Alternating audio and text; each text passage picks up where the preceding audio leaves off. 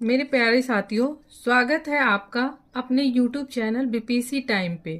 Friends, आज मैं बहुत ही इम्पोर्टेंट खबर पे आपसे बात करने जा रही हूँ जो आपके सिविल सर्विस एग्जामिनेशन के लिए काफ़ी इम्पोर्टेंट है। टॉपिक आपके सामने है, टॉपिक आपने देख लिया है। खबर यह है कि चुनाव आयोग ने मतदाता सूचियों के विशेष गहन पुनरीक्षण की घोषणा की है। ये है टॉपिक आपका, विशेष गहन पुनरीक्षण यानी स्पेशल इंटेंसिव रिवीजन, SIR इसको शॉर्ट फॉर्म में बोलेंगे।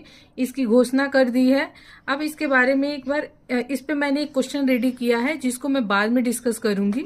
ठीक है, पहले हम SIR के बारे में समझ जाते हैं कि ये स्पेशल इंटेंसिव रिवीजन जो है, विशेष गहन पुनरीक्षण, तो ये जो विशेष गहन पुनरीक्षण किसका होगा, तो ये होगा मतदाता सूची का। ठीक है, मतदाता सूचियों का विशेष गहन कराया जाएगा।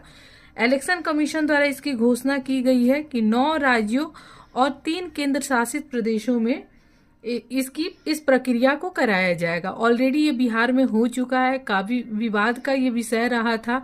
इसलिए जो भी इस बार सिविल सर्विस एग्जामिनेशन चाहे यूपीएससी दे रहे हो या स्टेट पीसीएस 71 बीपीएससी मेंस या 72 बीपीएससी मेंस, ये विशेष गहन पुनरीक्षण मतदाता सूची में ये काफी इंपॉर्टेंट है। तो इसलिए मैंने इस टॉपिक पे एक प्रॉपर आपके लिए क्वेश्चन रेडी किया है। इस क्वेश्चन को मैंने जो आंसर होता है उसके फ्रेमवर्क पे इसको रेडी किया है, तो इसको डिस्कस करेंगे। इसको डिस्कस करने से पहले हम एक बार देखते हैं कि SIR है क्या। तो इसमें किस किस बातों पे आपको फोकस करना है। सबसे पहले कि SIR का मतलब क्या है। ठीक है, ये क्या होता है, क्या होता है, क्यों किया जाता है, क्यों किया जा रहा है, सरकार क्या करना चाहती है, इलेक्शन कमीशन कैसे काम कर रही है, सुप्रीम कोर्ट का क्या मत है इस पे, और क्या यह हमारे संविधान के लिए, लोकतंत्र के लिए, लोकतांत्रिक प्रणाली के लिए ये जरूरी है, और इस पर इतनी चिंताएं क्यों व्यक्त की जा रही हैं, और क्या इससे कोई खतरा हो सकता है वोट देने के अधिकार को। तो इन सारी चीजों को हम देखते हैं। हम देखिए होता क्या है, SIR क्या है, इसमें मैंने आपको फुल फॉर्म यहां लिख दिया है। हमारे जो इलेक्टोरल होते हैं ना, इलेक्टोरल, ठीक है, जो वोट देते हैं, इलेक्टोरल कौन होते हैं, जो वोट देते हैं, जो वोट देते हैं, उनकी समय समय पर छटनी, वोटिंग राइट्स देना, वोटिंग लिस्ट में शामिल करना, यह एक सामान्य प्रक्रिया है जो इलेक्शन कमीशन द्वारा किया जाता है। यानी ये जो प्रक्रिया है ये इलेक्शन कमीशन द्वारा की जाने वाली प्रक्रिया है। ठीक है, प्रक्रिया को चूंकि अभी बिहार में ये खत्म हुआ है, बिहार में हो चुका है, तो एक बार प्रक्रिया को, उस फैक्ट्स को हम बता देते हैं। ठीक है, उस फैक्ट्स को एक बार आप देख लीजिए। जो तिथि प्रारंभ SIR जो बिहार में हुआ था, SIR तिथि जो है जिस दिन प्रारंभ हुआ था वो था 24 जून, यानी इलेक्शन कमीशन ने इस दिन घोषणा की थी इसकी। ठीक है, जो मतदाता सूची इस प्रक्रिया के द्वारा प्रकाशित हुआ था वो हुआ था 1 अगस्त 2025 को। ठीक है, ये था मतदाता सूची का प्रकाशन, और इस पे आपत्तियां दर्ज कराने के लिए कुछ टाइम इलेक्शन कमीशन ने दिया था, तो वो था 1 अगस्त से 1 सितंबर तक का, 1 सितंबर 2025 तक का टाइम दिया था। अंतिम जो मतदाता सूची उसके बाद प्रकाशित हुई थी वो हुई थी 30 सितंबर को, 30 सितंबर 2025 को। परिणाम क्या हुआ था, परिणाम काफी इंपॉर्टेंट है, ये एक फैक्ट है। अगर आप एक छोटे से ग्राफ में बना के लिख देंगे आंसर में, तो आपके आंसर में मतलब थोड़ी सी खूबसूरती बढ़ जाएगी, और एग्जामिनर जो होते हैं आंसर फैक्ट्स को, करंट को, डेटा को वो सर्च करते हैं, तो इससे आंसर में आपके 1-2 नंबर, 1-2 मार्क्स बढ़ जाएंगे। ठीक है, तो परिणाम क्या था, परिणाम में था 7.89 CR, यानी 7,89 लाख मतदाताओं में से 65 लाख नाम हटाया गया है और कुछ नए नाम जोड़े गए हैं। जो अंतिम मतदाता सूची में कुल कितने, मतलब जब 65 लाख इसमें से हटा दिए गए, तो अंतिम मतदाता सूची में कुल 7.42 करोड़ मतदाताओं के नाम रह गए हैं, यानी इतने लोग बिहार इलेक्शन में वोट देंगे। ठीक है, इतने लोग, एक सेकंड रुक जाइए, इतने लोग वोट देंगे इस बार। तो ये है आपका बिहार में जो प्रक्रिया हुई है वो। तो जो मैंने टॉपिक्स बताए उस पर आपको फोकस करना है। अब देखिए क्वेश्चन यहाँ पे मैंने एक लिखा है, क्वेश्चन पहले मैं पढ़ देती हूँ।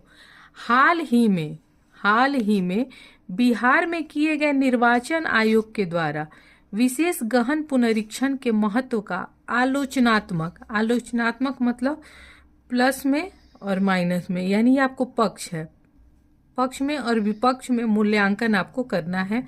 साथ ही चुनावी लोकतंत्र को सुदृढ़ करने तथा नागरिकों के मताधिकार की रक्षा करने में एसआईआर की भूमिका का विश्लेषण भी आपको करना है। अब इस क्वेश्चन को हम कैसे अटेम्प्ट करेंगे वो मैं आपको यहाँ पे बताऊंगी। मैंने रेडी किया हुआ है, ये मेरा ही नोट्स है, ये मैंने रेडी किया हुआ है। लेकिन इसको बताने से पहले मैं चाहती हूँ कि एक बार मैं आपको इसका हिस्ट्री बताऊं, ताकि इसको लेके अगर कोई भी निगेटिव आप थॉट्स हैं आपके दिमाग में तो वो चीज़ें आपके दिमाग से निकल जाए। ताकि देखिए आप सिविल सर्विस क्वालिफाई करने वाले हैं, आप सिविल सर्वेंट बनने वाले हैं, तो वहां पे आपको गवर्नमेंट के साथ ताल मिला के काम करना है। तो आप बहुत निगेटिव अपने आंसर में नहीं लिख सकते हैं।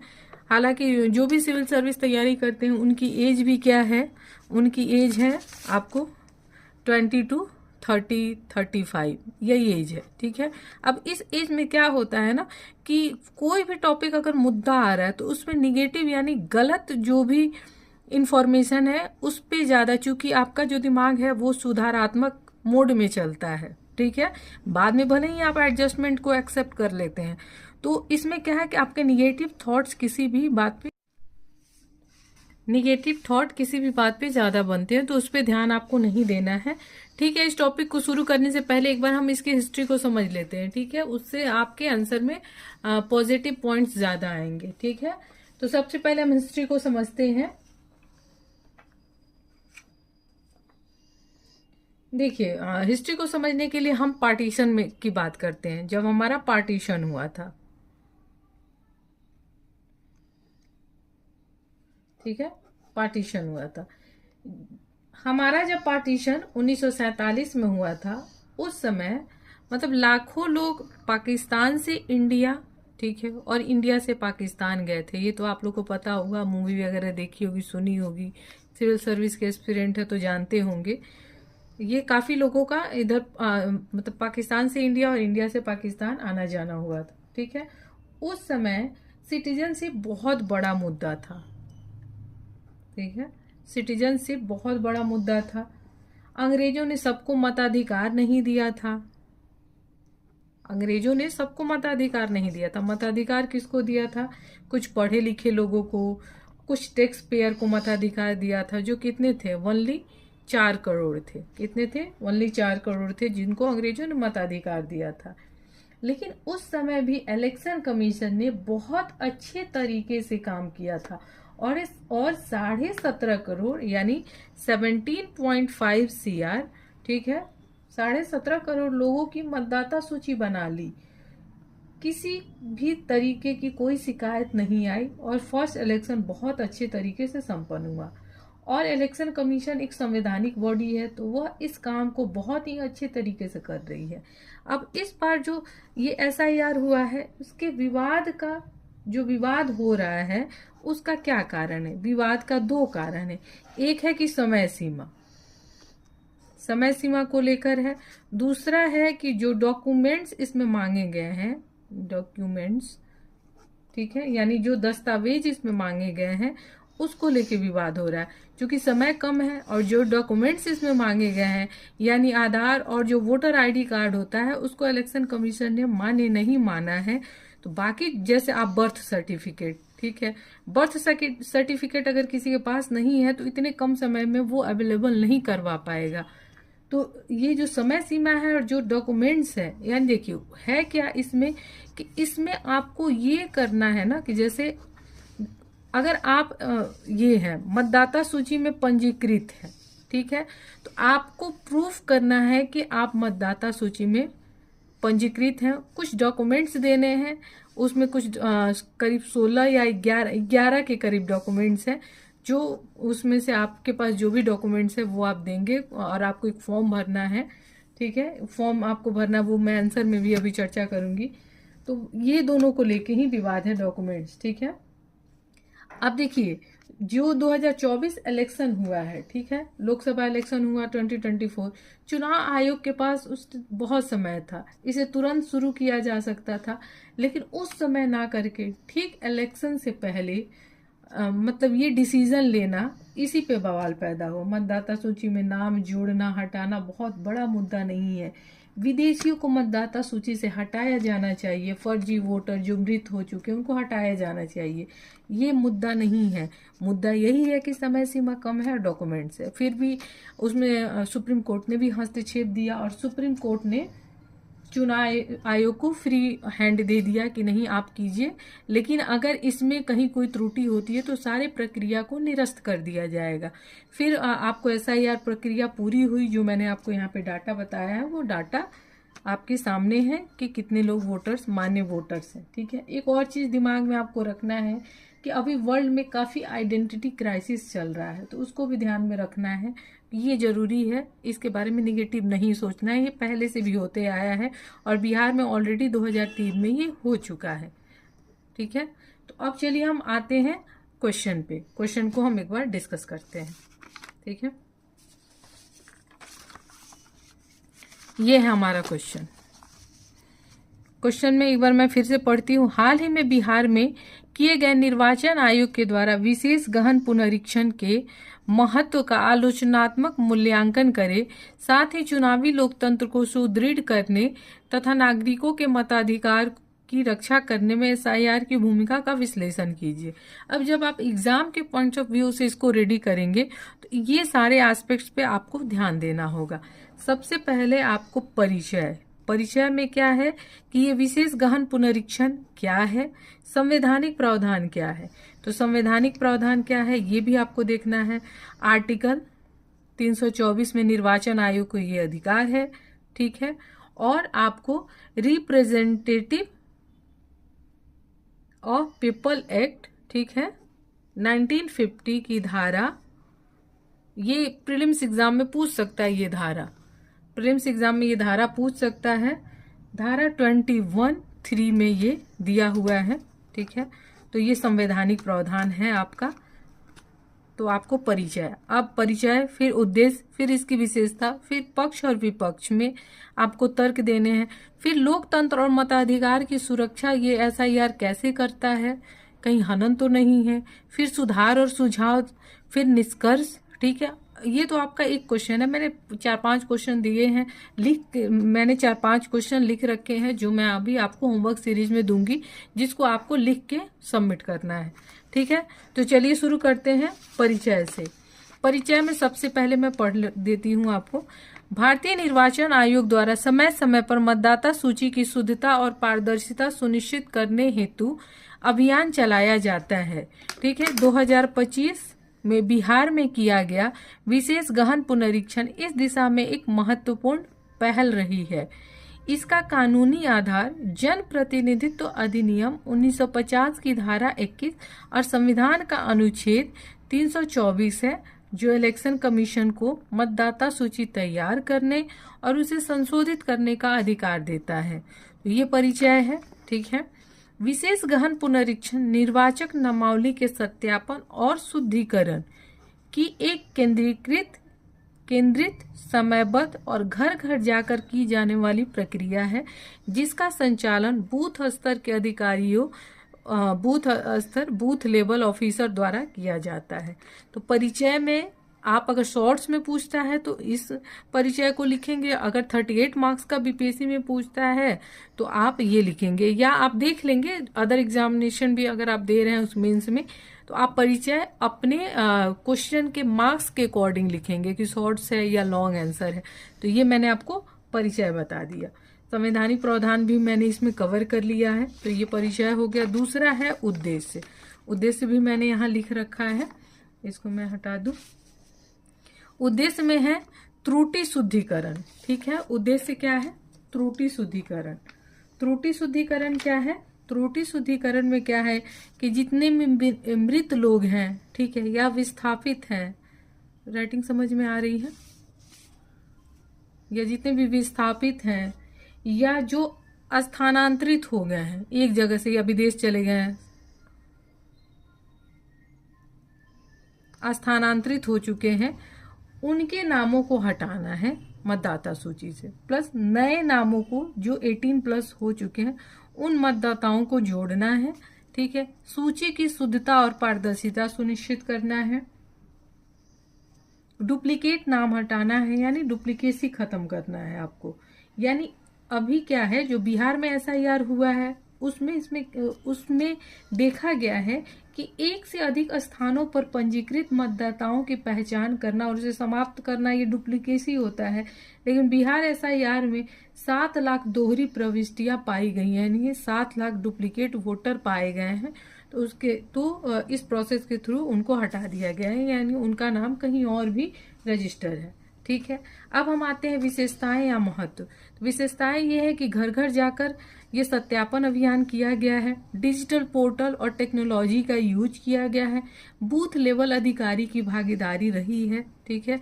फॉर्म 6, 7, 8 के माध्यम से आवेदन, ठीक है। अब फॉर्म 6, 7, 8 क्या है, ये भी आपके प्रीलिम्स एग्जाम में पूछ सकता है।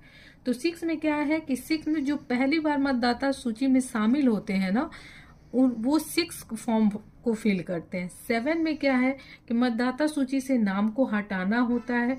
और 8 में क्या है कि जैसे आपने वोटर ID कार्ड बनवाया और उसमें कहीं नाम, पता, जन्म तिथि और आपके फोटो, ये सारी चीजों में गड़बड़ी है तो आप इसमें सुधार करवा सकते हैं। तो यही 3 फॉर्म फिलअप करवाया गया है इस SIR प्रोसेस के थ्रू, ठीक है। इसलिए ये कोई बहुत ही विवाद का विषय नहीं है। 6, 7, 8 एक आप भी खुद भी डाउनलोड करके देख सकते हैं, ठीक है। अब हम देखेंगे, ये हो गया आपका। अब हम इसके पक्ष में तर्क देखेंगे। अब चूंकि आलोचनात्मक आपको मूल्यांकन करना है तो पक्ष और विपक्ष हम दोनों देखेंगे। तो पक्ष में जो हम तर्क देखेंगे वो है आपको पारदर्शी और विश्वसनीयता मतदाता सूची। कैसे? क्योंकि मतदाता अधिकार सुनिश्चित करना, ठीक है। आपको पता है कि आर्टिकल 326 में सार्वभौमिक मताधिकार दिया गया है, ठीक है। और एक व्यक्ति एक वोट के सिद्धांत को सुनिश्चित करने के लिए इसमें पारदर्शिता और विश्वसनीयता जरूरी है। चुनावी धोखाधड़ी को रोकना, यानी डुप्लीकेट आपको वोटर ID बनाना, ये सारी चीजें, ठीक है। तकनीकी इस्तेमाल से डेटा सटीकता आपको बढ़ा है, ठीक है, ये सब पॉजिटिव है। नागरिक भागीदारी में वृद्धि हुई है, नए वोटर जुड़े हैं। सूची शुद्धता सुनिश्चित हुई है, ठीक है, सूची शुद्धता सुनिश्चित हुई है, ये है आपके लाभ। अब मैं आती हूं विपक्ष में। विपक्ष में पहला है सीमित समय सीमा और प्रशासनिक जल्दीबाजी, ठीक है। ये एक मुद्दा रहा है, पहले ही मैंने आपको डिस्कशन में, समय सीमा काफी कम रहा है, उसमें कई सारे दस्तावेज आपको जमा करने हैं, प्रूफ देना है, तो इसलिए ये एक विपक्ष में एक निगेटिव पॉइंट हुआ है। जन जागरूकता की भी कमी है, डिजिटल साक्षरता की कमी थी लोगों में, दस्तावेजीकरण में कठिनाई हुई है, प्रवासी एवं गरीब वर्गों का बहिष्कार होगा। अब गरीब हैं तो उनके पास पैसे हैं नहीं और वो इतनी जल्दी सारे डॉक्यूमेंट्स नहीं बनवा पाएंगे। तो इन सारी चीजों में ये सारी चीजें निगेटिव पक्ष हैं इस प्रश्न में, ये आप विपक्ष में तर्क में लिख सकते हैं, चुनौतियों में लिख सकते हैं। अब हम आते हैं जो पांचवा आपका ये था, 5th ये है लोकतंत्र एंड मताधिकार की सुरक्षा, सुधार और सुझाव और निष्कर्ष। ये 3 टॉपिक अब बचे हैं, तीनों टॉपिक मैं डिस्कस कर देती हूँ जल्दी से। 5वां है लोकतंत्र एवं मताधिकार की सुरक्षा SIR द्वारा कैसे, ये आपको पूछा जा रहा है। तो संविधान के अनुच्छेद 326 में सार्वभौमिक मताधिकार का उल्लेख किया गया है और लोकतंत्र में मतदान अधिकार की समान पहुंच सुनिश्चित करना अनिवार्य है। यानी जो मतदान अधिकार है उसका समान पहुंच, यानी जो 18 ईयर का है प्लस 18 ईयर है, ठीक है, उसको समान अधिकार मिलना चाहिए। आप इस आधार पे भेदभाव नहीं कर सकते कि तुम इस जाति के हो तो तुम लंबे हो, तो तुम छोटे हो, तो तुम काले हो। इस आधार पे भेदभाव नहीं किया जा सकता। अगर आप इंडियन हैं तो आप 18+ होने पे आपको समान मतदान अधिकार दिया जाएगा, ठीक है। SIR अभियान त्रुटिहीन मतदाता सूची यानी एक व्यक्ति एक वोट के सिद्धांत को सुदृढ़ करती है। आपको पता है कि इसमें डुप्लीकेसी को रोका गया है। चुनाव में निष्पक्षता सुनिश्चित करती है और चुनावी प्रक्रिया में जनता के विश्वास को बढ़ाती है। यह प्रक्रिया मतदाता सूची की अखंडता बनाए रखकर लोकतंत्र की नींव को सशक्त करती है। तो ये आपको ये लिखना है कि लोकतंत्र और मताधिकार की सुरक्षा कैसे किया है SIR ने, ठीक है। समय समय पे होना भी चाहिए। ये हो गया। अब एक और पॉइंट है आपका जो मैं आप लोग के सामने डिस्कस कर दूं। छठा है सुधार और सुझाव, ठीक है। ये है तो इसमें सुधार में आप क्या सुझाव दे सकते हैं, क्योंकि ये आयोग तो पूछता है, आयोग का ये फेवरेट है कि आप अपने सुझाव, आप क्या सोचते हैं, आप सहमत हैं, ये सारा पूछता है, उसका कीवर्ड है।